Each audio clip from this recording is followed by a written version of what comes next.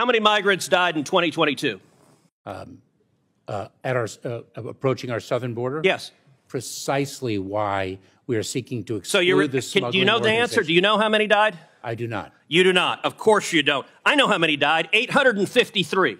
That is 853. And by the way, here are the numbers that have died every year. You go back to 1998, you see it's consistently between 300 and 400, 300, 400, 300, 400. Suddenly, 2021, what happens? You get in office, and that red line are dead bodies. I've been on the Rio Grande, and I've seen dead bodies floating there who've drowned because of your refusal to do your job. You don't even know how many have died. What do you say to the Texas farmers and ranchers who find pregnant ladies dead on their property, who find toddlers dead on their property? What do you say to them? I say that is why precisely we are taking it to the smuggling organizations. But you are not. Let's move on. It's obvious you've been instructed to stonewall, so I'm not going to let you. You don't get to stonewall and filibuster. Now, one of my Democratic colleagues before said the Democrat talking point, quote, this problem didn't start under Biden. Look, I get if you're a partisan spinner, you got to figure out something to say about the absolute catastrophe that has played out under the Biden administration. True or false, Secretary Mayorkas, 2020 was the lowest rate of illegal immigration in 45 years. Is that true or false? It is certainly the lowest level of immigration in many, many years. And what was it in 2020? What was it, Senator, in 2020 that impacted the entire world, including the United States? Okay, so your testimony is the reason we had the lowest rate was COVID. It had nothing to do with building the wall, nothing to do with ending catch and release, nothing to do with Remain in Mexico. With all respect, Mr. Secretary, that answer is laughable.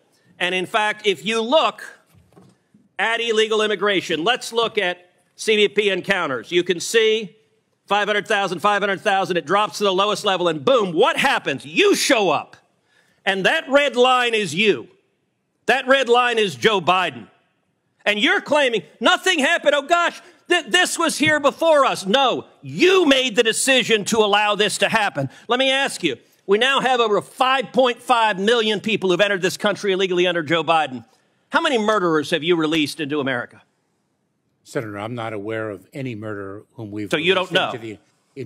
Senator, let me say something. Do you know? If you take a look at... No, you don't get to give a speech. Do you know how many murderers you've released? I'm just trying to answer your question, How many rapists Senator. have you released? Senator, I'm trying to answer your question. You can answer, I know or I don't know. Mr. Chairman, may I have the opportunity No, you may not. You may answer my question.